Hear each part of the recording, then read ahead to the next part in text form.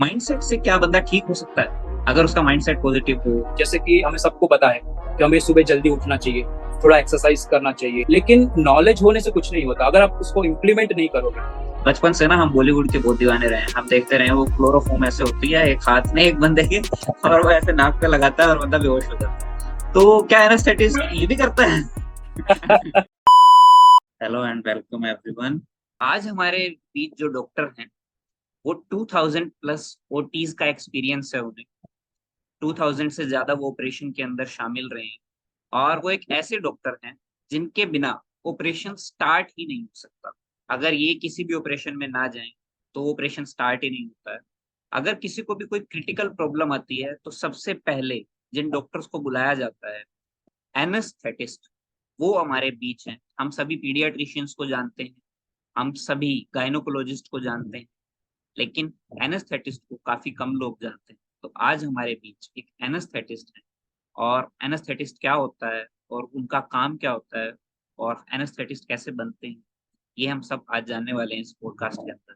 तो please welcome doctor Rajesh Pal. Welcome sir. Thank you Tushar sir, इतना बढ़िया इंट्रोडक्शन देने के लिए। और आप जो काम कर रहे हैं, मतलब कि सोसाइटी में हेल्थ, वो पब्लिक स्पीकिंग का अवेयरनेस ला रहे हैं और पर्सनालिटी डेवलपमेंट के कोर्सेज लोगों को सिखा रहे हैं और लोगों को स्टेज फियर उनका दूर कर रहे हैं, तो बहुत ही बढ़िया काम कर रहे हैं। और साथ ही साथ में आप अलग अलग मास्टर कोचिज को लाके अलग अलग फील्ड का नॉलेज जो लोगों को दे रहे हैं, बहुत बढ़िया काम कर रहे हैं। इसलिए सबसे पहले मैंने मेरी कॉन्ग्रेचुलेशन आपको। You sir. बट सर ये आप लोगों के सहयोग के बिना नामुमकिन है। आप लोग अपने बिजी स्केड्यूल में से जो टाइम निकाल के यहाँ पे आते हैं स्टूडेंट्स को कुछ सिखाने के लिए, ये एक बहुत बड़ी चीज है। जैसे आज आपकी एक पर्सनल, आपके और भी काफी सारे बिजनेसेस हैं जिसके अंदर आपकी पर्सनल एग्जीबिशन किया, जिसके अंदर से आप टाइम निकाल के आए, तो उसके लिए बहुत बहुत थैंक यू सर। तो हम आज एनेस्थीसियोलॉजिस्ट के बारे में जानने वाले हैं। तो सबसे पहले मैं आपकी जर्नी जानना चाहता हूँ सर कि आप एनेस्थीसियोलॉजिस्ट कैसे बने, और आपने कब ग्रेजुएशन कंप्लीट की, और कैसे। मैं चाहता हूँ आप अपने मुंह से बताएं, क्योंकि ये वाली चीज जो है ना एनेस्थीसियोलॉजिस्ट वाली, ये मैं अगर बताता तो शायद मैं उतने अच्छे से एक्सप्लेन ना कर पाता। इसलिए मैं चाहता हूँ कि आप अपने मुंह से ही एक्सप्लेन करें। बिल्कुल तुषार जी, मैं शेयर करना चाहूंगा। सबसे पहले लोगों को पता नहीं होता है कि मतलब एनेस्थेसियोलॉजिस्ट रियल में कोई डॉक्टर है या नहीं, मतलब ऐसे सही है। लोगों को सिर्फ इतना पता है कि बेहोश करने वाले डॉक्टर होते हैं, ऐसे करके वो भी सर्जन से पता चलता है ऐसे। सही है। तो होता क्या है कि एनेस्थेसियोलॉजिस्ट भी एक एमडी डॉक्टर रहते हैं। सबसे पहले एमबीबीएस के बाद 5 साल का एक एमबीबीएस का कोर्स आता है, 1 साल इंटर्नशिप आता है, उसके बाद एमडी और एमएस का एंट्रेंस एग्जाम आता है। वो मास्टर डिग्री आती है 3 साल की। ठीक है। तो उसमें एमएस आता है और एमडी आता है। एमएस मतलब कि जो सर्जरी करते हैं वो डॉक्टर, और एमडी मतलब कि जो सिर्फ दवाइयाँ देते हैं, सर्जरी नहीं करते। तो ये एनेस्थेशिया भी एक सब्जेक्ट है जो मास्टर डिग्री है, और पैरेलल टू एमडी फिजिशियन जो होता है उनके लेवल का ये कोर्स रहता है। लोगों को इनके बारे में क्यों अब भी मेरी जर्नी बताऊं मैं, तो मेरा भी एम पहले एनेस्थेसियोलॉजिस्ट बनना नहीं था, कि मैं भी एमडी फिजिशियन बनना चाहता था। लेकिन कहीं ना कहीं किसी वजह से रैंक जो पीजी का नीट का जो मेरिट रहता है वो कम होने की वजह से एनेस्थेसिया में मुझे एडमिशन मिला। तो गोल तो मेरा पहले एमडी फिजिशियन बनने का ही था, लेकिन कहीं ना कहीं वो ना बन एडमिशन नहीं मिलने की वजह से मैं एनेस्थेसिया में एडमिशन लिया। और फिर सोचा कि शायद उसके बाद जब रीशफलिंग होता है तब अगर कोई ब्रांच अच्छी मिलती है तो हम उसमें चले जाएंगे, मतलब कि या पीडियाट्रिशियन है या फिर एमडी मेडिसिन है, ऐसा करके। लेकिन ऐसा नहीं हुआ। फिर जैसे जैसे हम पढ़ते गए तब जाके पता चला कि ये जो एनेस्थेटिस्ट डॉक्टर जो होते हैं वो, मतलब सभी जो डॉक्टर्स रहते हैं वो उनका एक स्पेशलिटी रहता है। जैसे सर्जन का है तो वो सर्जरी में एक्सपर्ट रहते हैं। जैसे गायनेकोलॉजिस्ट है तो वो स्त्री विशेषज्ञ है, पीडियाट्रिशियन है तो वो सिर्फ बच्चों का जानते हैं। लेकिन एनेस्थेटिस्ट ही एक ऐसा सब्जेक्ट है जो सर्जरी, गायनेक, पीडियाट्रिशियन और सभी जो डॉक्टर्स करते हैं उनका एक कॉम्बिनेशन रहता है, जिनको सभी सब्जेक्ट का नॉलेज रहता है। तो ये ऐसे बोला जाए कि मतलब सभी डॉक्टर का जो एवरेज रहता है वो है एक एनेस्थेटिस्ट डॉक्टर। और इनको क्रिटिकल केयर स्पेशलिस्ट या फिर इमरजेंसी डॉक्टर्स भी कहा जाता है। वो बहुत ही अंडररेटेड है, क्योंकि डायरेक्टली एनेस्थेटिस्ट के पास कोई पेशेंट नहीं आते, इसीलिए शायद लोग इनको ज्यादा नहीं पहचानते। लोगों में सर अवेयरनेस की कमी है, एनेस्थेटिस्ट को लोग इतना नहीं जानते हैं, और इसी अवेयरनेस को बढ़ाने के लिए आज आप यहाँ पे हैं हमारे साथ। हम लोगों को बताना चाहते हैं कि एनेस्थेटिस्ट का क्या काम होता है, और अगर आप फ्यूचर में कोई स्टूडेंट्स हैं जो देख रहे हैं इसको, और आप डॉक्टर बनना चाहते हैं, तो एनेस्थेटिस्ट भी एक अच्छा करियर ऑप्शन हो सकता है। और इसके बिल्कुल अलावा एक एनेस्थेटिस्ट की जो इज्जत होनी चाहिए, जो मतलब कि हमारे समाज के अंदर एक तरीके से देखा जाए, जिस नजर से हम सर्जन को देखते हैं, जिस नजर से हम गायनोकोलॉजिस्ट को देखते हैं, हमें एनेस्थेटिस्ट को उससे ऊपर नहीं तो कम से कम उसके लेवल पे जरूर देखना चाहिए। हालांकि मैं आपसे मैंने जब बात की तो मुझे कई चीजें पता चली, फिर मैं इसमें ही कंटिन्यू करेंगे हम, और उसी में मैं आपसे ही पूछूंगा वो बात, तो ज्यादा बढ़िया रहेगी, सबको पता लग पाएगा। तो बिल्कुल। सबसे पहले मेरा क्वेश्चन आपसे यही है कि एनेस्थेटिस्ट का काम क्या होता है। जब आप सर्जन डॉक्टर के पास जाते हैं, तो अगर कोई सर्जरी प्लान होती है आपकी, तो सबसे पहले वो आपको बताएंगे कि आपको ऑपरेशन करना है। तो उसके लिए, ऑपरेशन करने के लिए अगर हमारे दिमाग में बहुत सारे क्वेश्चन आ जाते हैं कि मतलब ऑपरेशन करना है, मतलब कि हमारे शरीर के साथ मतलब चीर फाड़ करनी है, तो बहुत सारा दर्द होगा ऐसा करके, ठीक है। तो सबसे पहले तो मतलब थोड़ा फियर आ जाता है कि ये ऐसा करेंगे तो हमारी क्या हालत होगी, हमें पेन होगा तो हम कैसे उसको मैनेज करेंगे, इतना मतलब जैसे हमें छोटी सुई भी लगती है तो हमें बहुत चुभन होती है, मतलब ऐसे सही है।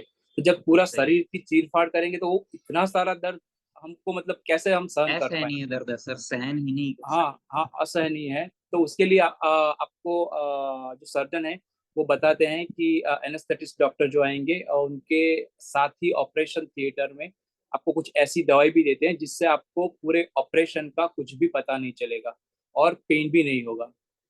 और उसके लिए एक प्री एनेस्थेटिक चेकअप होता है।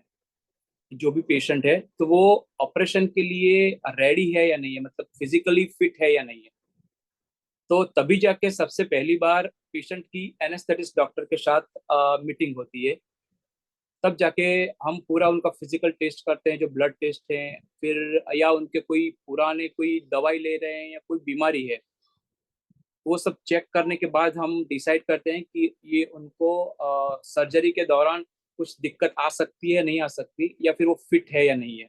और उसके बाद जब हम फिटनेस देते हैं तभी जाके वो ऑपरेशन के लिए रेडी होते हैं। अदरवाइज किसी मरीज होते हैं तो बीपी डायबिटीज की बहुत टाइम से दवाई ले रहे हैं, या फिर उनको कुछ बैड हैबिट्स है जिसकी वजह से उनके जो लंग्स है वो वीक है, या फिर उनका हार्ट अच्छी तरह से नहीं काम कर रहा है, तो कभी कभी उनको रिस्क समझाना पड़ता है कि उनके ऑपरेशन के दौरान रिस्क बढ़ जाता है, मतलब। या फिर कभी कभी वो फिजिकली फिट नहीं होते तो थोड़े दिन बाद उनको पोस्टपोन भी किया जाता है कि अगर आप ये सब दवाई लो, उसके बाद अगर आप ठीक हो जाओ, उसके बाद हम ऑपरेशन प्लान करेंगे। वरना ड्यूरिंग ऑपरेशन या ऑपरेशन के बाद कुछ दिक्कत आ सकती है जो शायद जानलेवा भी हो सकती है। तो जरूरी है ये कि पेशेंट सब कुछ सच बताए डॉक्टर को कि पुरानी बीमारी के बाद बीमारी के लिए दवाई के जो ले रहे हैं वो, तब जाके हम उनको फिट डिक्लेयर करते हैं, उसके बाद ये सब प्रोसीजर होता है। सर इसके अंदर मेरा इसी के अंदर एक क्वेश्चन आ रहा है, जैसे आपने बताया कि आप पहले पूरा चेकअप करते हैं पेशेंट का, और यस। अगर बाई चांस किसी को हार्ट की प्रॉब्लम है या बीपी किसी का ऊपर नीचे है ऑपरेशन से पहले, या फिर कोई और क्रिटिकल इशू है जो पेशेंट छुपाना चाहता है सपोज, तो अगर पेशेंट कोई ऐसी चीज छुपाता है, ठीक है, और ओटी के लिए आपको कहता है कि मेरे को ओटी करवाना है आपका, ठीक है, पहले तो आप ऑब्वियसली टेस्ट करते होंगे सारे, ठीक है, तो टेस्ट के अंदर ही रिपोर्ट्स में पता चल जाता होगा कुछ चीजें, लेकिन कुछ बिल्कुल एक ऐसी भी क्रिटिकल इश्यूज होते हैं जो कई बार आप टेस्ट नहीं करते, यूजुअली वो पेशेंट के भरोसे पे रहता है कि इसको ये होगी तभी टेस्ट करने की रिक्वायरमेंट है। तो बिल्कुल। ऐसा कभी इशू आपको क्या लगता है पेशेंट के साथ, फिर वो जानलेवा भी हो सकता है अगर पेशेंट छुपाता है तो, और इसका क्या हमें क्या करना चाहिए उस टाइम। बिल्कुल, जैसे पेशेंट को कोई बीमारी है लेकिन वो बताना नहीं चाहता, या फिर कोई ऐसा एडिक्शन है, जैसे कि वो स्मोक कर रहा है बहुत टाइम से, या फिर वो अल्कोहल कंजप्शन कर रहा है, और वो ऐसी बातें कभी किसी को बताना नहीं चाहता, मतलब ऐसे। तो अगर वो अल्कोहल कंजप्शन बहुत टाइम से करना है, क्रॉनिक अल्कोहलिक है, तो पॉसिबिलिटी है कि वो अगर ना बताए तो ड्यूरिंग ऑपरेशन उनको जो दवाई का डोज है वो ज्यादा देना पड़े, ओके। क्योंकि वो जल्दी से वो बेहोश नहीं होता, मतलब उनको जो उनका डोज होता है, कैलकुलेटेड डोज, उसके हिसाब से ज्यादा दवाई देनी पड़ती है। और अगर वो दवाई ज्यादा देनी पड़ती है तो पॉसिबल है कि उस हर दवाई के साइड इफेक्ट होते हैं। फिर जैसे कोई क्रॉनिक स्मोकर है तो उनके जो लंग्स होते हैं वो बहुत वीक होते हैं, या इन्फेक्शन ऐसा रहता है। अगर लंग्स में इन्फेक्शन है तो फिर वो बहुत मुश्किल हो जाता है ड्यूरिंग ऑपरेशन उसको सब मैनेज करना। तो हो सके तो आपको ऐसी भी कोई भी चीज हो तो आपके डॉक्टर से तो एटलीस्ट नहीं छुपानी चाहिए। अदरवाइज ये छोटी सी गलती आपको बहुत सारी तकलीफें दे सकती है, शायद मौत के मुंह तक भी लेके जा सकती है। यानी कि हमें एटलीस्ट जो हमारी जान बचाने जा रहा है, उसके सामने बिल्कुल, कुछ भी नहीं छुपाना चाहिए। बिल्कुल अगर हम कुछ भी नहीं कुछ भी छुपाना चाहिए। छुपाएँगे, एक भी बात अगर हम छुपाते हैं और सपोज़ जब हमें भी फिर एनेस्थेटिस्ट कोई इंजेक्शन देता है अपने, तो जब हमें बेहोश किया जाता है, अगर कोई ऐसी चीज़ है जैसे क्योंकि आपने स्मोकर का बताया, तो मेबी क्योंकि वो स्मोक कंज़्यूम करते रहते हैं डेली, तो बेहोश होने वाली बिल्कुल ठीक बताया सर आप तो। ठीक है, बिल्कुल, तो वहाँ पे फिर दिक्कत आ सकती है, ये बिल्कुल सही बताया आपने। तो एनेस्थेटिस्ट जो होते हैं सर, ठीक है, इनकी कहाँ-कहाँ रिक्वायरमेंट होती है? एक सर्जरी में रिक्वायरमेंट होती है, ठीक है, किसी भी बिल्कुल। टाइप की सर्जरी में मतलब सपोज़ अगर किसी को सिर्फ नी में कोई पेन है और उसका छोटा-सा ओटी होना है, वहाँ पे भी क्या एनेस्थेटिस्ट की ज़रूरत पड़ेगी? और इसके सब अलावा और कहाँ-कहाँ? ओके। सो सभी जो मेजर ऑपरेशन है और एकदम से एकदम माइनर ऑपरेशन है, वहां पे भी एनेस्थेटिक की जरूरत पड़ती है। जैसे कि आपको जैसे आपने बताया कि भाई जैसे कि नी ऑपरेशन हो तो थोड़ा बड़ा ऑपरेशन, मतलब कि 1-2 घंटे तक चलता है। लेकिन जैसे कहीं से हमको बायोप्सी लेनी होती है, जैसे कि कोई ट्यूमर है उसको चेक करना है कि वो ऐसे जो सिंपल ट्यूमर है या फिर वो कैंसर का है, उसके लिए भी जो बायोप्सी करते हैं वहां पे भी वो दवाई की जरूरत पड़ती है। और एनेस्थेटिस्ट डॉक्टर को वहां पे स्टैंड बाय रखा जाता है कि जो दवाई देते हैं और उसके हिसाब से जो बायोप्सी करते हैं वहां पे कोई कॉम्प्लिकेशन ना हो। कहीं पे भी आपको छोटी भी सर्जरी हो या बड़ी सर्जरी हो, जहाँ पे पेन की गुंजाइश रहती है, तो वहाँ पे surgeon doctors compulsory anaesthetist doctors को साथ में रखते ही हैं, भले उनकी जरूरत पड़े या ना पड़े, कुछ भी कॉम्प्लिकेशन ना हो उसकी वजह से। यानी कि अगर किसी को भी दर्द से छुटकारा चाहिए, तो ये बिल्कुल। सर देख लीजिए। शक्ल पहचान लीजिए, याद कर लीजिए, ठीक है? एनेस्थेटिस्ट बहुत सारे हैं, बट हमारे पास जो अवेलेबल है हम आपको दिखा रहे हैं। ठीक है, तो आप देख लीजिए, ठीक है? Anaesthetist is equals to pain relief. यानी कि बिल्कुल, अगर आपको पेन रिलीफ चाहिए, तो एनेस्थेटिस्ट के पास आपको जाने की ज़रूरत है। बिल्कुल, बिल्कुल। और और सर दर्द आप सहने की शक्ति है जो सब में कम होती है, मतलब ऐसे जैसे सुई चुभ जाती है तो हमें मुंह से मतलब आवाज निकल जाती है ऐसे। और जब ये हाँ, पूरे बॉडी का जब ऑपरेशन करते हैं, चीर फाड़ करते हैं, वो इतना सारा पेन होता है कि मतलब किसी की ताकत नहीं है कि ये इतना सारा सहन कर पाए।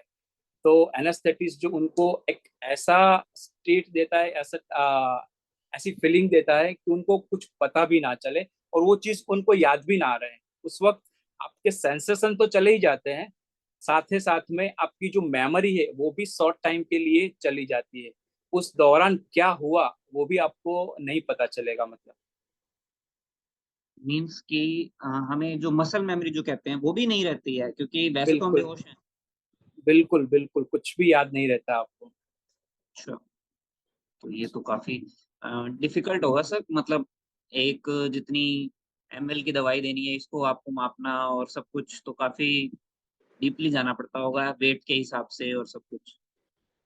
बिल्कुल, मतलब बहुत रिस्की ब्रांच है। और जो हम डोज देते हैं वो भी किलोग्राम के हिसाब से, वेट के हिसाब से मेजर करके देते हैं।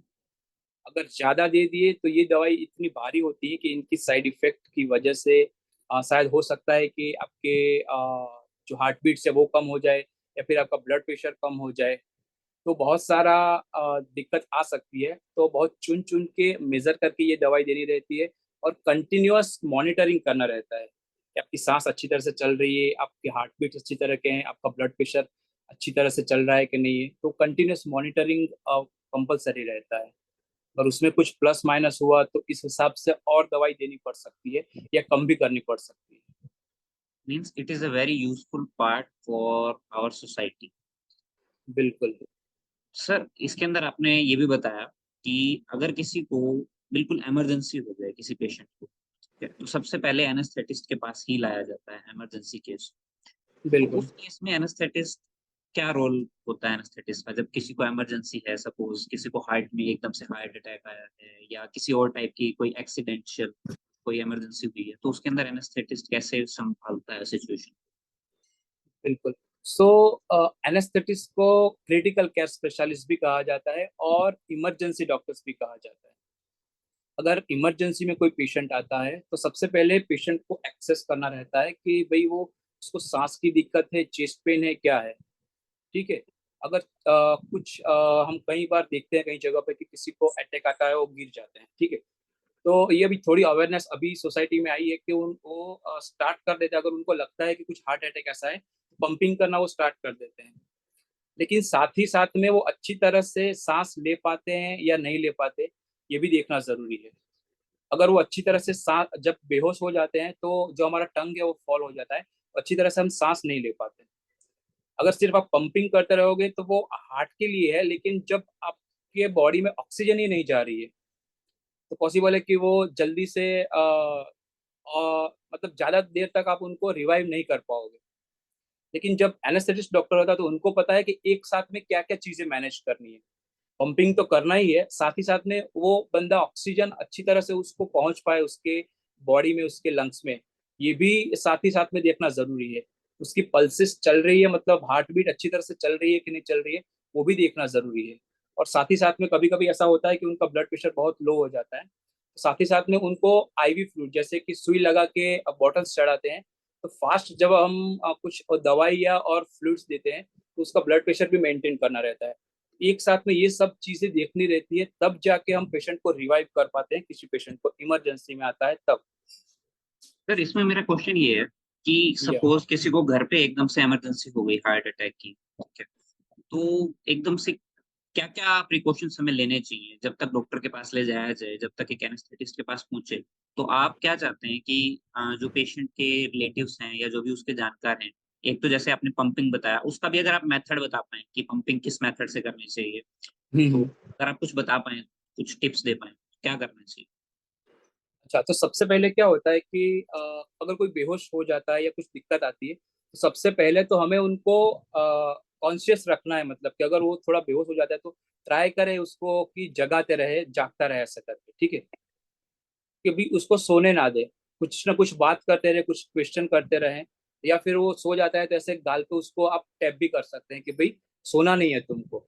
ठीक है। उसके साथ में आपको उसकी जो पल्सिस आती है हाथ में, आप चेक कर पाओ कि भाई वो उसकी हार्ट बीट अच्छी तरह से चल रही है या नहीं चल रही है। अगर वो बहुत कम चल रही है ऐसा लग रहा है आपको, तो अगर सांस लेने में दिक्कत हो रही है, फिर पेन हो रहा है हार्ट में, तो आप उनको थोड़ा पंपिंग कर सकते हो। अगर वो पूरा बेहोश हो गया है, आपको ऐसा लगता है पूरा अनकॉन्शियस हो गया है, तो आप उसको पंपिंग कर सकते हो। पंपिंग का भी एक तरीका होता है जो बहुत सारी जगह पे हेल्थ अवेयरनेस के प्रोग्राम में वहाँ पे भी सिखाया जाता है। तो आप इस तरह से, अगर नहीं भी आता है तो आप उसका जो मिडल जो हमारा जो दो लंग्स के बीच का जो पार्ट है, वहाँ पे आप दो हाथ से ऐसे पंपिंग कर सकते हैं। उससे क्या होगा कि जो ब्लड जो सर्कुलेशन उसका कम हो गया है, तो वो फिर से रीस्टार्ट हो जाएगा। ठीक है।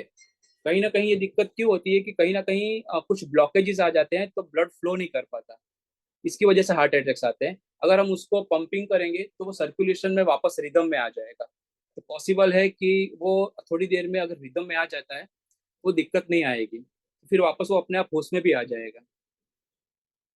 ठीक है। तो अगर आप नहीं भी पता चलता है फिर भी आप ऐसे पुश कर सकते हो उसको कि 1 मिनट में आपको 25 से 30 बार ऐसे पुश करना है, थोड़ा वजन पाँच दे के, मतलब। पाँच है ना। मिनट, 1 मिनट में 25 से 30 बार। और सर या अगर कोई अकेला है सपोज और उसे हार्ट अटैक आ रहा है, ठीक है, तो उस केस में वो क्या करे?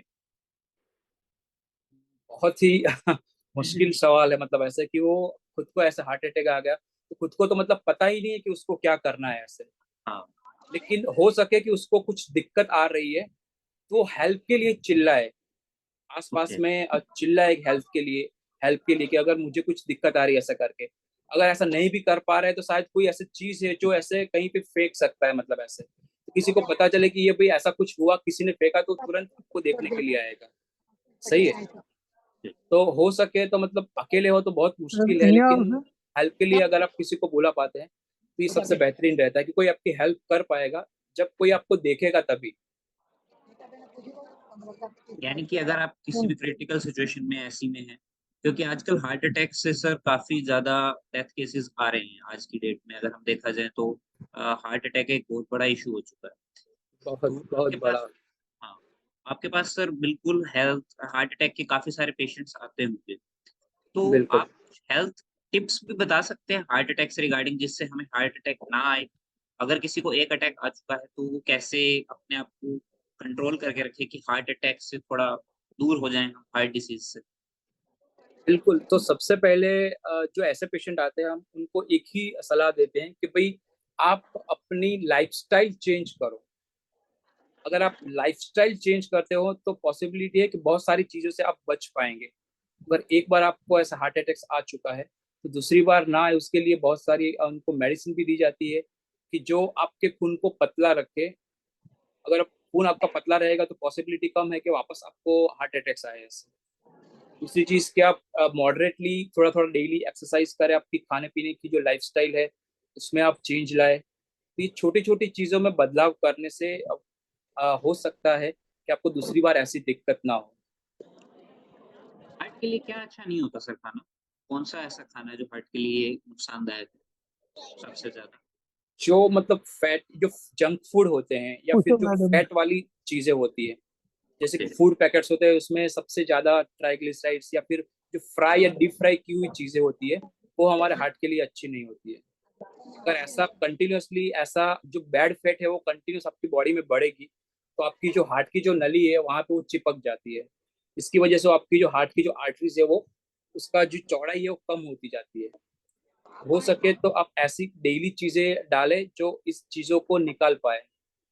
तो आप अच्छे से अच्छा डाइट फॉलो करें, green leafy vegetables, fruit juice ऐसा, और बाहर का जो है या तली हुई चीजें वो कम खाएं। तो सर आपने अच्छे टिप्स बताए कि हार्ट से कैसे हम बच सकते हैं, हार्ट को कैसे हम अपना सेफ रख सकते हैं, तो ये एक बहुत जरूरी चीज है। और जब आपके पास हार्ट के रिगार्डिंग या फिर कोई भी, तो सर जैसे अभी पीछे कोरोना आया, तो जैसे आपने बताया क्रिटिकल केयर स्पेशलिस्ट आप ही, एनेस्थेटिस्ट लोग ही क्रिटिकल केयर स्पेशलिस्ट होते हैं।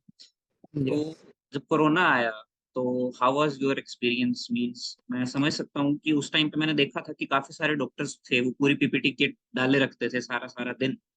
और तो वो कैसा सच में था डॉक्टर्स के लिए, उसके बारे में थोड़ा आप डिस्क्राइब करें। आम जनता के वो उतना नहीं पता है कि क्या हुआ था डॉक्टर्स के साथ एक्चुअली। बिल्कुल, मतलब कोविड आ गया तो पूरे देश में मतलब एक फियर का माहौल था, मतलब घबराहट का माहौल था।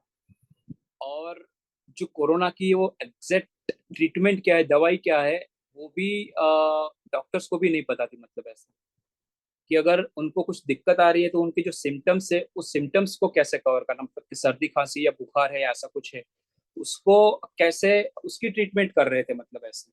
ठीक है, तो उसकी जो कोविड का जो प्रोटोकॉल है या रेजिमेन है ट्रीटमेंट का वो भी कुछ महीने बाद आया था, मतलब कि ये दवाई आप ट्राई कर सकते हो, प्रूवन तो कुछ भी नहीं था। और ये कोरोना चला गया फिर भी कुछ लोग डॉक्टर्स अभी ये मानते हैं कि जो ट्रीटमेंट कर रहे थे वो प्रॉपर नहीं थी, मतलब कि बहुत सारे लोगों को ट्रीट किया उसके बाद भी जो ट्रीटमेंट था उसका वो उसकी कोई दवाई ही नहीं थी एक्चुअली। तो एक वायरल इन्फेक्शन था और हम सिर्फ सिम्टोमेटिक उनकी ट्रीटमेंट दे रहे थे। लेकिन जिन लोगों की इम्यूनिटी बहुत ही कम थी या फिर जल्दी से जो लोग को इन्फेक्शन लगा था लंग्स का, तो सबसे दिक्कत क्या आती थी कि जैसे कोई खांसी करता है, मतलब ऐसे, तो वो जो वायरसेस है वो पूरे एटमोसफियर में फैलते हैं तो इन्फेक्शन के चांसेस बढ़ जाते हैं ऐसे करके। उसी उसी की वजह से सब पीपी किट पहन के सब काम कर रहे थे। और सबसे ज्यादा दिक्कत लोगों को ये आ रही थी कि उनको सांस लेने में दिक्कत हो रही थी। जब ज्यादा सांस लेने की दिक्कत हो तो उनको आर्टिफिशियली ऑक्सीजन देना पड़ता है। जब पूरे बॉडी को ऑक्सीजन नहीं मिलेगा तो उनका ऑक्सीजन बहुत कम डाउन जा रहा था, सही है। तो 90 के नीचे जब ऑक्सीजन जाता है तो आपको आर्टिफिशियली बाहर से ऑक्सीजन देने की जरूरत पड़ती है।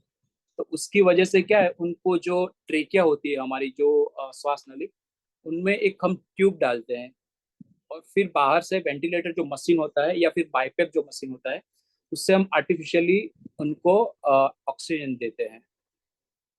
ठीक है, तो वो जो इंट्यूबेट करने का, जो नली डालने का काम है, वो थोड़ा उनको बेहोश करने के बाद ही हम ये कर सकते हैं। और सबसे ज्यादा इन्फेक्शन लगने के चांसेस भी उसी वक्त रहते हैं। और वो जो नली डालने का काम है, उसमें एनेस्थेटिस्ट हैं, वो स्पेशलिस्ट होते हैं। तो सर जैसे आपने बताया कि एनेस्थेटिस्ट लोग क्रिटिकल केयर स्पेशलिस्ट भी होते हैं, हर सर्जन के अंदर एनेस्थेटिस्ट की रिक्वायरमेंट होती है। विदाउट एनेस्थेटिस्ट कोई भी सर्जरी लगभग नामुमकिन है, वरना इतना पेन होगा कि शायद पेशेंट पेन से ही वो कहेगा कि मेरे को ऑपरेशन नहीं करवाना, नहीं इतना कर पेन मैं सहन नहीं कर सकता। तो बिल्कुल। इतना इम्पोर्टेंट रोल है एनेस्थेटिस्ट का। तो ये हमारी सोसाइटी के अंदर इतना अंडररेटेड जॉब क्यों? What is the reason? Okay, so इसका मेन रीजन ये है कि अगर आपको कुछ भी दिक्कत हो तो आप फिजिशियन के पास जाओगे या फिर सर्जन के पास जाओगे। अगर बच्चे हैं तो आप इनको पीडियाट्रिशियन के पास लेके जाओगे। और अगर कोई गायनेक प्रॉब्लम है, लेडीज का प्रॉब्लम है, तो आप उनको गायनेकोलॉजिस्ट के पास लेके जाओगे। लेकिन एनेस्थेटिस्ट का क्या है कि लोग सबसे ज्यादातर ऐसे ही सोचते हैं कि उनकी आईसीयू में और ऑपरेशन थिएटर में सबसे ज्यादा जरूरत पड़ती है। तो डायरेक्टली कभी कोई पेशेंट है, वो डायरेक्टली एनेस्थेटिस्ट के पास जाता ही नहीं है। कहीं ना कहीं ये फिजिशियन या फिर सर्जन के माध्यम से ही हमारे पास आता है। इसी की वजह से शायद जो लोग हैं वो एनेस्थेटिस्ट को ज्यादा जान नहीं पाते हैं। तो ये बेसिक रीजन है। तो सर या ये रीजन तो है, आपने बिल्कुल सही बताया।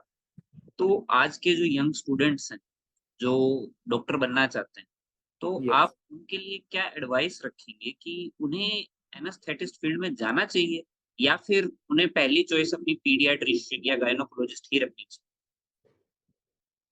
देखिए, ये चीज क्या है, सबकी पहले से मतलब माइंडसेट होता है कि जो एमबीबीएस पास करते हैं उसके बाद उनको क्या बनना है वो पहले से डिसाइड करके रखते हैं। लेकिन कभी कभी ऐसा होता है कि जो प्री पीजी की एंट्रेंस एग्जाम होती है उसमें कम मार्क्स आते हैं, तो उनको जो चाहिए वो ब्रांच शायद उनको कभी नहीं मिलती है, ऐसा भी हो सकता है। तो जो एनेस्थेटिस्ट डॉक्टर है, तो मैं सबसे पहले ये कहना चाहूंगा कि सर्जन सर्जरी में मास्टर होते हैं, वो अपने अपने फील्ड में मास्टर होते हैं। जैसे कि सर्जन बहुत सारे होते हैं, जैसे जनरल सर्जन होते हैं, हार्ट के सर्जन होते हैं, न्यूरो सर्जन होते हैं।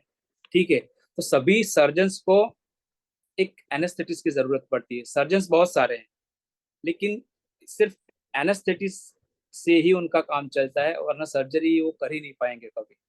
सर्जन बहुत सारे हैं, फिजिशियन भी बहुत सारे हैं, मतलब अलग अलग ऐसे। देखिए, एनेस्थेटिस्ट एक ऐसा डॉक्टर है जिनकी जरूरत आपको पड़ती ही है, वरना सर्जन का कोई वजूद नहीं है। सर मेरा अब एक क्वेश्चन ये है कि जैसे आपने कोरोना के टाइम के भी बताया पेशेंट्स होते थे, या फिर अब भी क्रिटिकल आपके टाइम पे पेशेंट्स आते हैं, तो मेडिसिन तो अपना काम करती ही है, ठीक है, बिल्कुल। क्योंकि आप एक डॉक्टर हैं। तो मेरा आपसे ये क्वेश्चन है कि क्या एक ह्यूमन का माइंडसेट भी मैटर करता है? कि अगर सपोज उसका माइंडसेट पॉजिटिव है,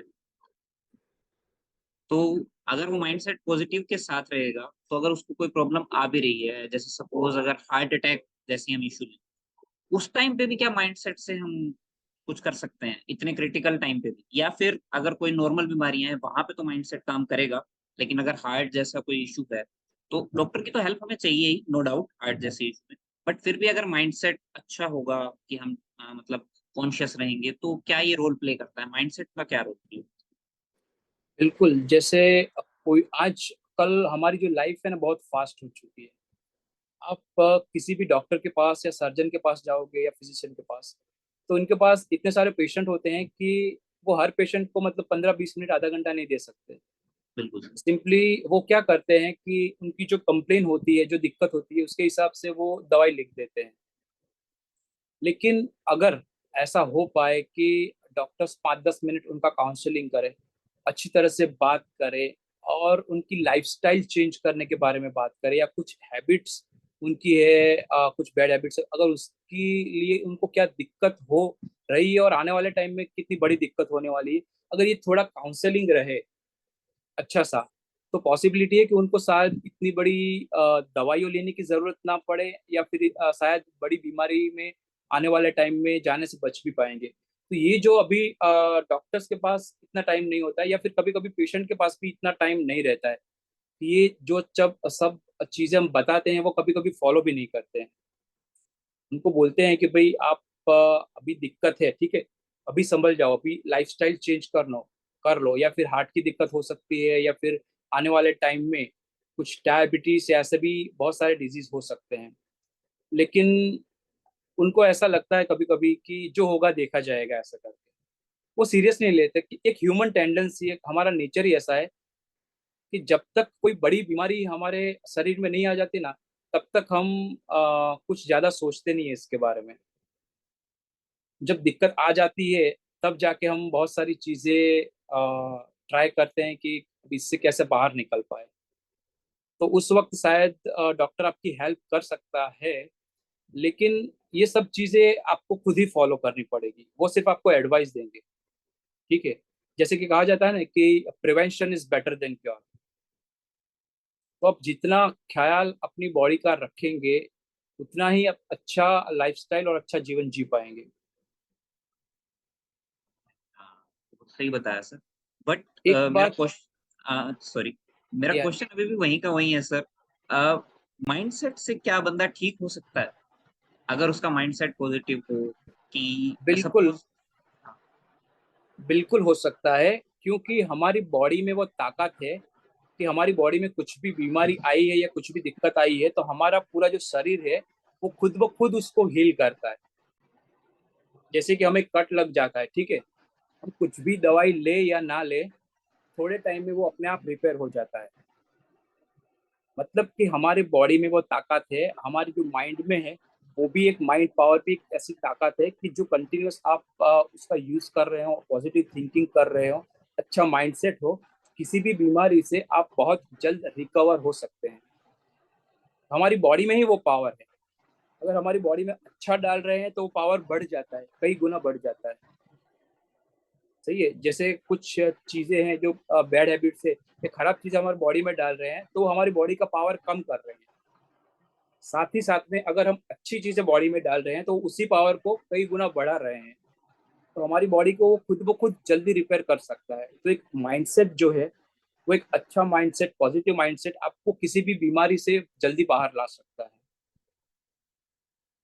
मीन्स माइंडसेट एक रोल प्ले जरूर करता है किसी भी, चाहे आपको कोई भी इशू हो, कोई भी बीमारी हो, माइंडसेट अगर आपका पॉजिटिव होगा तो आप उससे फिर भी रिकवर कर सकते हो, जितना जल्दी हो सके उतना जल्दी रिकवर कर सकते हो। अगर बिल्कुल माइंडसेट नेगेटिव होगा तो उसी बीमारी को जो शायद 10 दिन में ठीक होनी थी, 15 दिन भी लग सकते हैं, 20 दिन भी लग सकते हैं, कोई बिल्कुल इशू आ सकता है। बिल्कुल सही बताया। बिल्कुल। माइंडसेट का एक बहुत बड़ा इशू। तो जैसे आपने सर बार बार कई बार लाइफस्टाइल के ऊपर आपने बात की कि लाइफस्टाइल यस। अच्छा होना बहुत जरूरी है। तो लाइफस्टाइल अच्छा करने के लिए आप कुछ टिप्स देना चाहेंगे कि क्या लाइफस्टाइल होना चाहिए? क्या सुबह जल्दी उठना अच्छा लाइफस्टाइल में आता है, या फिर 8 घंटे सोना, चाहे वो मतलब आप उठ रहे हो 9 बजे लेकिन आपका एक प्रॉपर रूटीन है, 9 बजे ही उठने का रूटीन है आपका, डेली आप 9 बजे उठते हो, रात को 12-1 बजे सोते हो, वो भी एक रूटीन हो सकता है किसी का। तो लाइफस्टाइल से क्या मतलब है कि क्या चीजें अच्छी होनी चाहिए, लाइफस्टाइल में कैसे बेटर करना चाहिए? ओके, बिल्कुल तुषार जी। तो लाइफस्टाइल का मतलब है कि भगवान ने जो हमारा शरीर है ना, वो 90-100 साल तक आराम से चल पाए, जी पाए, ऐसा बनाया है। लेकिन किसी ना किसी वजह से आज हम 60-70 साल से ज्यादा नहीं देख पा रहे हैं किसी को इतना लंबा जीते हुए। उसकी वजह यही है कि कुछ ना कुछ हमारी बॉडी में गलत जा रहा है, जिसकी वजह से हम लंबा नहीं जी पा रहे हैं। हमारी वो कहीं ना कहीं वो हमारी लाइफस्टाइल ही इंडिकेट करती है कि इसी की वजह से हम इतना लंबा नहीं जी पा रहे हैं। लाइफस्टाइल की बात करें तो नॉलेज तो सबके पास होता है। जैसे कि हमें सबको पता है कि हमें सुबह जल्दी उठना चाहिए, थोड़ा एक्सरसाइज करना चाहिए, योग या आसन करना चाहिए, मेडिटेशन करना चाहिए, फिर चलना चाहिए थोड़ा ऐसे, ठीक है, और 7 से 8 घंटे की अच्छी नींद भी लेनी चाहिए। लेकिन नॉलेज होने से कुछ नहीं होता, अगर आप उसको इम्प्लीमेंट नहीं करोगे तो आप मतलब इस नॉलेज का कोई मतलब नहीं है। जैसे कि किसी ने बताया कि knowledge not used is garbage. आज किसको पता नहीं है मतलब कि सुबह जल्दी उठना या फिर एक्सरसाइज करना बॉडी के लिए अच्छा नहीं है। सबको पता है कि हमें योग या मेडिटेशन ऐसा करना चाहिए जिससे हमारी ओवरऑल बॉडी अच्छी रहे, अच्छी लाइफस्टाइल, अच्छा खाना चाहिए। फिर भी हम वो चीजें फॉलो नहीं कर पाते। तो नॉलेज होना जरूरी नहीं है, वो नॉलेज का इम्प्लीमेंट करना जरूरी है। अच्छी लाइफस्टाइल में ये आता है कि आप अच्छा खाना खाएं, टाइम पे सो जाए, जल्दी उठे, डेली एक्सरसाइज करे, जैसे आपकी बॉडी जो है वो एक मोमेंट में, एक सर्केडियन रिदम में रहेगी। आज हम क्या करते हैं, पूरा दिन सब लोग ऑफिस में बैठे रहते हैं। सबसे ज्यादा हम बॉडी को ज्यादा वर्कआउट ही नहीं दे रहे, मतलब उसको ज्यादा कोई पेन आए, दिक्कत आए, ऐसा काम नहीं कर पा रहे। और कहीं ना कहीं बहुत सारे जो डिजीज, लाइफस्टाइल डिजीज है, उसकी वजह यही है कि हम पूरा दिन बैठे रहते हैं, कुछ करते नहीं है। तो इसका सर कुछ आप बता सकते हैं कि जैसे सपोज कोई वर्क प्लेस पे हम बैठे रहते हैं 8-10 घंटे लगातार, ठीक है, बिल्कुल। तो इसके लिए हम क्या कर सकते हैं छोटा मोटा बीच में से? बिल्कुल, मतलब अगर आप पूरा दिन ऑफिस में रहते हैं तो हर आधे घंटे आप खड़े हो और थोड़ा स्ट्रेचिंग करें। मतलब ऐसे जी। कंटिन्यूस आप बैठे रहोगे तो आपको आलस भी आएगी। तो हर आधे घंटे में आपको 5 मिनट खड़े होना है, थोड़े ऐसे यहाँ वहाँ घूमना है, थोड़ा स्ट्रेचिंग करना है, अपनी बॉडी को मूव करना है। ठीक है, उस वक्त आप थोड़े फ्रेश हो सकते हैं, ज्यादा कंटिन्यूस पानी पी सकते हैं, या फिर 2 से 5 मिनट आप ब्रीदिंग एक्सरसाइज भी कर सकते हैं उस वक्त बीच बीच में। तो ये चीजें आप कंटिन्यूस करोगे तो आपको, आप लेजी फील नहीं करोगे। सो ये छोटी छोटी चीजों में बदलाव लाके हम अपनी लाइफस्टाइल को थोड़ा चेंज करके बहुत अच्छे रिजल्ट्स पा सकते हैं। तो जब भी आप ऑफिस में हो तो हर आधे घंटे में आप थोड़ा स्ट्रेचिंग कर लो, थोड़ी डीप ब्रीदिंग कर लो या फ्रेश हो जाओ, ऐसे करके कंटिन्यूस 2-3 घंटे तक मतलब बैठे मत रहिए आप। ठीक है, तो छोटे छोटे बदलाव कहीं ना कहीं आपको बहुत सारी बीमारियों से बचा सकते हैं। सर लास्ट सेशन में मैंने जयश्री जी के साथ किया था, इफ यू रिमेम्बर। जयश्री या जी जो हमारे साथ थे, यस यस तो वो मॉडर्न नेचुरोपैथी के अंदर है। तो यस। उनसे भी मैंने पूछा था लाइफस्टाइल का सेम क्वेश्चन, तो उन्होंने भी सेम सेम आंसर दिया था जो बिल्कुल आपने बताया है। हाफ बिल्कुल। आवर वाला, हाफ आवर के बाद आपको कुछ ना कुछ स्ट्रेचिंग करने की जरूरत है। तो हाँ यानी बिल्कुल। कि चाहे आप नेचर के साथ ठीक होना चाहते हैं, अब हमारे सामने एक मेडिकल डॉक्टर बैठे हैं, चाहे आप मेडिकल डॉक्टर से सलाह लेना चाहते हैं, ठीक है, आपको किसी भी टाइप के डॉक्टर से सलाह लेनी है, सभी ये कह रहे हैं कि आपको आधे घंटे के बाद अपने शरीर को मूवमेंट देने की जरूरत है।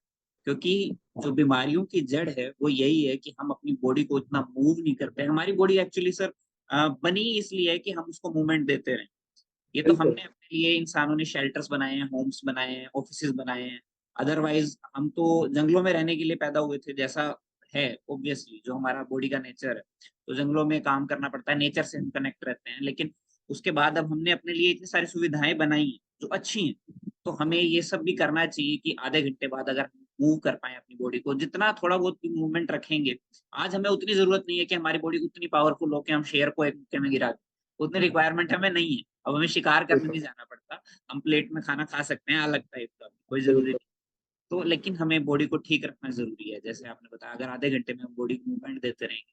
सो मैंने एक मूवी देखी थी जिसके अंदर वो फ्यूचर का दिखाया हुआ था कि इंसान के काफी सारे ऑर्गन्स डैमेज हो गए हैं, और एक फ्यूचर ह्यूमन दिखाया हुआ था जो सिर्फ सिर रह गया है।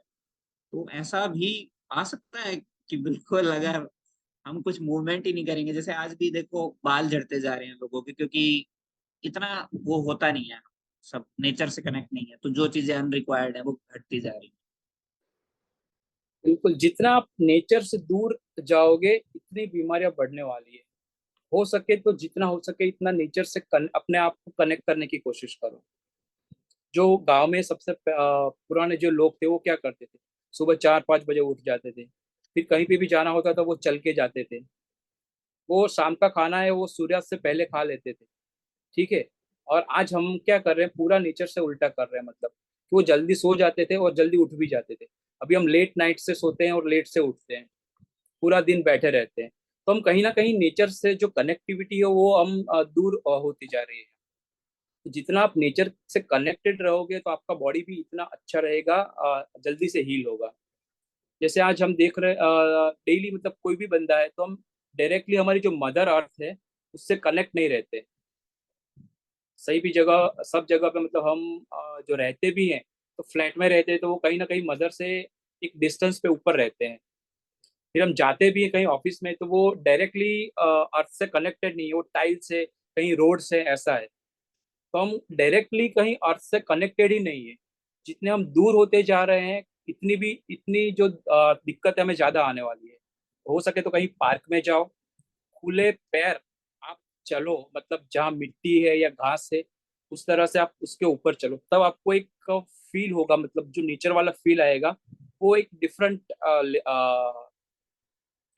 फीलिंग होगा आपके लिए। वरना कहीं पे भी हम जुड़ तो नहीं रहे किसी के, मतलब मदर अर्थ से हम दूर ही जा रहे हैं, कनेक्टिविटी हमारी लॉस होती जा रही है ना। बिल्कुल बिल्कुल सही बताया आपने। अब मैं थोड़ा सा ऑफ टॉपिक जा रहा हूँ, यहाँ पे मेरे माइंड में आ रहा है बार बार, क्योंकि आप बिल्कुल। एनेस्थेटिस्ट हैं तो मेरे माइंड में एक यस बार सर। बार आ रहा है। बचपन से ना हम बॉलीवुड के बहुत दीवाने रहे हैं, हम देखते रहे हैं वो क्लोरोफॉर्म ऐसे होती है एक हाथ में एक बंदे के, और वो ऐसे नाक पे लगाता है और बंदा बेहोश हो जाता है। तो क्या एनेस्थेटिस्ट ये भी करता है? देखिए तुषार जी, जो मूवी में दिखाया जाता है, लेकिन जो क्लोरोफॉर्म की बात कर रहे हैं आप, तो वो तो अभी आउटडेटेड हो चुका है, अभी ऐसी कुछ चीजें मिलती नहीं है।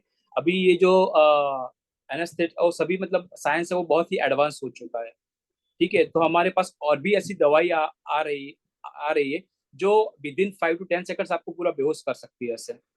लेकिन जो मूवी में दिखाया जाता है कि जैसे वो रुमाल आपके मुंह पे रखते हैं और आप तुरंत बेहोश हो जाते हैं, तो वो हम्बक है, मतलब कि वो रियल में पॉसिबल नहीं है ऐसी कुछ चीजें। ठीक है, वो कंटिन्यूस अगर ऐसी दवाई, ऐसा गैस आता है जो आपको कंटिन्यूस 5 मिनट आप उसके कांटेक्ट में रहोगे, तो पॉसिबल है कि आप धीरे धीरे आप अपना कॉन्शियसनेस लेवल डाउन हो जाएगा और आप बेहोश हो जाओगे। लेकिन विद इन 5 to 10 सेकंड्स आपको ऐसा कुछ सूंघा देता है और आप बेहोश हो जाते हो, तो वो ऐसा कुछ है ही नहीं, वो हम्बक है। जो फिल्मों में दिखाते हैं वो रियल नहीं है, रियल है। इसमें एक चीज और है, जैसे कई मैंने ये भी देखा है, एक आपने में भी देखी हो, एक हाउसफुल मूवी आई थी, उसके अंदर एक लाफिंग गैस छूट जाती है। Yes yes. तो वो क्या ऐसी गैसेस सच में होती हैं कि लाफिंग गैसेस से हमें हंसना आएगा, इस टाइप से कुछ? हाँ बिल्कुल, बिल्कुल ऐसा होता है। अच्छा। ऐसी होती है, मतलब कि हाँ, कि वो आपको पता नहीं, मतलब इंटेंशनली आप नहीं करते, मतलब ऐसा, लेकिन बात बात में आपको हंसी छूट जाती है ऐसे, तो उसको नाइट्रस ऑक्साइड बोलते हैं। समराइज करना चाहूंगा अब मैं अपने पॉडकास्ट को, और आपसे एक एडवाइस मांगना चाहूंगा हमारे यंगस्टर्स के लिए, या फिर जिनको भी आप अपनी एडवाइस देना चाहते हैं। तो क्या एडवाइस है आपकी कि एनेस्थेटिस्ट फील्ड में अगर जाना चाहे कोई, या फिर अगर कोई मेडिकल लाइन में डॉक्टर बनना चाहे, कोई एडवाइस जो आप यंगस्टर्स को देना चाहते हैं, या फिर समाज को कोई एडवाइस की, जैसे आपने बताया नेचर से कनेक्ट रहना चाहिए, वो तो आपने बताया ही, इसके अलावा कुछ भी आप बताना चाहते हैं तो? बिल्कुल। जो लोगों को मतलब सोसाइटी में हेल्थ अवेयरनेस नहीं है, तो सबसे पहले मैं लोगों से ये कहना चाहूंगा कि हो सके इतना अपनी लाइफस्टाइल में चेंज कीजिए। मतलब कि जो पुराने जो लोग थे, उनकी जो लाइफस्टाइल थी, वो अगर आप एडेप्ट करोगे, तो आप बहुत सारी बीमारियों से बच पाओगे। अभी हम क्या कर रहे हैं, हम वेस्टर्न कल्चर को फॉलो कर रहे हैं, और जो 20 साल पहले अमेरिका की जो हालत थी, आज इंडिया की है। धीरे धीरे हम बीमारियों की ओर बढ़ रहे हैं। आज अमेरिका क्या कर रहा है कि मेडिटेशन, योग, ये जो चीजें हैं, वो फॉलो करके बहुत सारी बीमारियों से उसको रिवर्स कर रहा है, अच्छे रिजल्ट्स ले रहा है। ये चीज सबसे पहले हमारे पास तो थी, लेकिन हमने कभी उसकी कदर नहीं की। जब फॉरेन के लोग ये चीजें सब मान रहे हैं और उसको फॉलो कर रहे हैं, अब जाके हम भी मान रहे हैं और उस चीज को फॉलो कर रहे हैं। ठीक है, तो पूरा उल्टा है हमारा, कि हमारे पास जो चीजें होती है सालों से, 5,000 सालों से, मतलब ये योग, मेडिटेशन मेडिटेशन या आयुर्वेद हमारे पास है, लेकिन हम उसको फॉलो नहीं करते थे। लेकिन जब अब फॉरेन के लोग इसके रिजल्ट ले रहे हैं, तब जाके हम उसको फॉलो कर रहे हैं। सही है। सबसे पहले तो यही बताना चाहूंगा कि जो पहले के लोग, जो आज से 50 साल 100 साल पहले के लोग जो लाइफस्टाइल फॉलो करते थे, वो करेंगे, तो हम बहुत सारी बीमारियों से बच पाएंगे। अगर हम ऐसे ही वेस्टर्न कल्चर को फॉलो करते रहें, तो जायज है कि बीमारियां बढ़ने ही वाली है, उसको कोई रोक नहीं पाएगा। और जो डॉक्टर्स बनना चाहते हैं, उनको भी मैं कहना चाहूंगा कि बीमारियां दिन ब दिन बढ़ रही है और बढ़ने ही वाली है, क्योंकि सब लोग समझने वाले नहीं है। सब लोग के पास नॉलेज तो है, लेकिन सब लोग फॉलो नहीं करेंगे। तो हमारे समाज में और पूरी दुनिया में डॉक्टर्स की जरूरत आने वाले टाइम में बहुत बढ़ने वाली है। ये एक ब्राइट फ्यूचर तो है, ये एक नोबल प्रोफेशन तो है ही, लेकिन साथ ही साथ में आप, ऐसा भी हमें करना चाहिए, हेल्थ अवेयरनेस सोसाइटी में लानी चाहिए कैसे हम ज्यादा से ज्यादा लोगों को बहुत सारी बीमारियों से हम बचा पाए। बात रही स्पेशली एनेस्थेसियोलॉजिस्ट की, तो जो स्टूडेंट होते हैं वो छोटे होते हैं तभी से मतलब उनको डॉक्टर्स, इंजीनियर, साइंटिस्ट बनना होता है। तो ये एनेस्थेटिस्ट एक ऐसा प्रोफेशन है जहाँ पे आपको हर फील्ड का, मतलब कि मेडिसिन का, पीडियाट्रिशियन का, गायनेकोलॉजिस्ट का या हार्ट का, ये सभी नॉलेज सभी डॉक्टर्स को नहीं होते हैं। जैसे कि एक सर्जन होता है तो उसको सर्जरी किस पार्ट की करनी, कैसे करनी, सिर्फ उतना ही पता होता है। अगर हार्ट का कोई डॉक्टर है तो उसको हार्ट का स्पेशलिस्ट है, हार्ट हार्ट के बारे में वो अच्छी तरह से बताएगा, और कुछ पार्ट्स है उसके बारे में वो अच्छी तरह से कुछ मैनेज नहीं कर पाएगा, समझा नहीं पाएगा आपको। जो किडनी के डॉक्टर्स हैं या फिर न्यूरो सर्जन है, तो अपने अपने फील्ड में तो मास्टर होते हैं, लेकिन एनेस्थेटिस्ट ही एक ऐसा डॉक्टर है जो जिसको हर फील्ड का नॉलेज होता है। जैसे कि सर्जन सभी है, न्यूरो सर्जन है, हार्ट सर्जन है, जनरल सर्जन है, ठीक है, गायनेकोलॉजिस्ट है, ऑर्थोपेडिशियन है। तो सभी सर्जन अच्छी तरह से जब ऑपरेट कर कब कर पाते हैं, जब उनको पता है कि एनेस्थेटिस्ट जो डॉक्टर है वो एक्सपीरियंस डॉक्टर है और ड्यूरिंग ऑपरेशन कोई दिक्कत पेशेंट को नहीं आने देंगे, तभी वो एकदम रिलैक्स होकर ऑपरेशन कर पाएंगे। सो सभी सर्जन को एनेस्थेटिस्ट की जरूरत तो पड़ती है। तो एनेस्थेटिस्ट, पहले मैं ऐसा सोचता था जब एडमिशन लिया कि यार हमारी जो ब्रांच है ना वो डिपेंडेबल ब्रांच है, कि कोई हमें डॉक्टर्स बुलाएगा तभी हमारा काम होगा, मतलब ऐसे। लेकिन जैसे जैसे मैं इस फील्ड में डीप उतरता गया, आगे बढ़ता गया, तब जाके पता चला कि हम हर फील्ड में मास्टर है, मतलब ऐसे हर जो सब्जेक्ट है उसका हमें नॉलेज होता है, जो हर डॉक्टर्स को नहीं होता। तो अगर एक एवरेज और मास्टर डॉक्टर कहा जाए तो एनेस्थेटिस्ट ही है जिसको पूरे बॉडी का और साथ ही साथ में एनेस्थेशिया का नॉलेज होता है। बल्कि सर इसमें तो रिवर्स हो गया कि जो सर्जन है या गायनोकोलॉजिस्ट जो भी है वो आपके ऊपर डिपेंड है, आप उनके ऊपर बिल, डिपेंड नहीं है।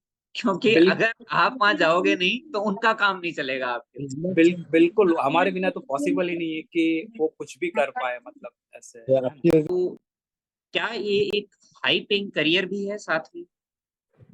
बिल्कुल बिल्कुल, बिकॉज एनेस्थेटिस्ट है वो सिर्फ एनेस्थेटिस्ट या आईसीयू ऑपरेशन थिएटर मैनेज नहीं करते। जो आईसीयू मैनेज करना होता है उनमें भी एनेस्थेटिस्ट की सबसे ज्यादा रिक्वायरमेंट रहती है। और आज जिस तरह से हॉस्पिटल बढ़ रहे हैं या फिर इमरजेंसीज बढ़ रही है, तो उसी की वजह से एनेस्थेटिस्ट की डिमांड भी बढ़ रही है कि हर आईसीयू में मिनिमम एक एनेस्थेटिस्ट 24/7 अवेलेबल होना ही चाहिए, ऐसा करके। सही है। ऑपरेशन में तो उनके बिना कुछ होने ही वाला नहीं है, मतलब ऐसे अगर एनेस्थेटिस्ट अवेलेबल नहीं है तो वो पोस्टपोन ही कर देते हैं ऑपरेशन, पॉसिबल है नहीं उनके बिना तो। ठीक है। तो ये चीजें हैं कि फ्यूचर एनेस्थेटिस्ट का बहुत ही ब्राइट है, और सिर्फ सर्जरी के दौरान के सिवा भी और सारी बहुत सारी चीजें हैं जहाँ पे एनेस्थेटिस्ट की जरूरत पड़ती है, और वो बहुत ही बढ़िया तरीके से काम कर रहे हैं। Thank you so much sir, आपने इतना कीमती अपना टाइम दिया है। इससे पहले मैं आपको जाने के लिए बोलूं या फिर आपका समय मैं और ना लूं, मैं लास्ट में कुछ क्वेश्चंस हमारे साथ कुछ का कनेक्टेड है पार्टिसिपेंट्स, अगर किसी का कोई भी क्वेश्चन है एनास्थेसिया से रिगार्डिंग या कुछ भी आपको हेल्थ प्रॉब्लम है, तो एमबीबीएस डॉक्टर हैं और एनास्थेटिस्ट होने की वजह से इन्हें हर फील्ड की नॉलेज है। तो आप कोई भी अपना अगर क्वेरी है किसी भी टाइप की तो बिल्कुल, आप यहाँ पे टाइप भी कर सकते हैं और अपने आप को अनम्यूट करके पूछ भी सकते हैं अगर कोई क्वेश्चन है आपको ऐसे। अगर आपका कोई है, वैसे तो मुझे लगता नहीं सर किसी का होगा, आपने इतना अच्छा एक्सप्लेन किया कि किसी का क्वेश्चन बचा नहीं होगा। लेकिन फिर भी बिल्कुल अगर किसी का कोई क्वेश्चन है तो प्लीज आप टाइप कर सकते हैं। अगर आप अनम्यूट नहीं कर पा रहे हैं सपोज अपने आप को, तो आप लिख भी सकते हैं अनम्यूट मी, मैं अनम्यूट कर भी दूंगा। किसी का कोई क्वेश्चन है? 1 मिनट रुकते हैं सर, कई बार टाइप करने में टाइम लगता है। बिल्कुल बिल्कुल। हाँ, हिना जी का शायद कोई क्वेश्चन है, शायद वो हैंड रेज कर रहे हैं, मे बी मेरा शी इज योर मे- मेरा कोई विषय तो नहीं है, पर डॉक्टर राजेश ने जो भी बताया ना वो एकदम सही है, क्योंकि मैंने भी ओटी में काम किया है, इसलिए मुझे पता है जब भी इमरजेंसी होती है ना तब सब हम लोग इधर उधर हो जाते हैं, जल्दी एनेस्थेटिक को बुलाओ, जल्दी एनेस्थेटिक को बुलाओ, भागा दौड़ी मच जाती है, तुरंत फोन एनेस्थेटिक को करते हैं, सबसे पहले एनेस्थेटिक की जरूरत पड़ती है। सब डॉक्टर, इतने सारे डॉक्टर्स अवेलेबल हैं, पर जब एनेस्थेटिक्स आते हैं तभी स्टार्ट होता है सब कुछ। सर क्यू में होता है लेडीज फर्स्ट, ऑपरेशन में होता है एनेस्थेटिस्ट फर्स्ट। बिल्कुल बिल्कुल, ऑपरेशन और इमरजेंसी दोनों में। आप हिना जी, आप भी डॉक्टर हैं बाय प्रोफेशन? नहीं, मैं कार्डियक नर्स हूँ। ओके, मैंने हार्ट में काम किया है, हार्ट हॉस्पिटल में। ओके। Thank you. देखिए लाइव एग्जांपल है हमारे सामने, एनेस्थेटिस्ट की कितनी रिक्वायरमेंट है। बिल्कुल। किसी का कोई क्वेरी है? एनीवन? आई थिंक सर आपने सारी क्वेरी पहले ही बता दिया है, सो बिल्कुल, आई बिल्कुल। Think we conclude the session. Thank you so much sir for giving your precious time. Thank you बिल्कुल, सर। आपका भी मैं बहुत-बहुत मैनी कांग्रेचुलेशन देना चाहता हूँ कि आप जो काम कर रहे हैं सोसाइटी को बहुत सारा नॉलेज देने के साथ-साथ पब्लिक स्पीकिंग और पर्सनालिटी डेवलपमेंट में सबसे ज़्यादा लोगों को जो फ़ियर रहता है वो पब्लिक स्पीकिंग का फ़ियर रहता है और आप वही फ़ियर ओवरकम करवा रहे हो। तो बहुत ही अच्छा काम कर रहे हो और बहुत ही बड़े लेवल पे जल्दी से बड़ी से बड़ी अचीवमेंट हासिल करें। यही दुआ है आपके लिए। Thank you so much sir. आप लोगों की दुआएं ही हैं मेरे साथ, तो फिर तो और कोई रिक्वायरमेंट है ही, वही बिल्कुल, काफी। दूसरी बार जब भी चांस मिलेगा हम वापस से ऐसा पॉडकास्ट से यूट्यूब पे लाइव होंगे और 100%। ज़्यादा कुछ एक्सप्लोर कर पाएँगे हेल्थ के बारे में, ज़्यादा से ज़्यादा लोगों तक अच्छी इन्फॉर्मेशन पहुँचा पाएँ। थैंक यू सर, आपने इतना बोल दिया यही काफी है। मैं आपसे बोलने वाला था कि अगर कभी नेक्स्ट सेशन में होगा, लेकिन आपने सामने से बोल दिया, इससे ज्यादा और बिल्कुल, क्या चाहिए। तो बिल्कुल, थैंक यू बिल्कुल। सो much sir, thank you so much. Thank you Tushar sir thank यहाँ यू। पे इनवाइट करने के लिए और ये पॉडकास्ट का टाइम देने के लिए। Thank you so much. Heena ji भी थैंक यू बोल रही हैं। Thank you Heena ji.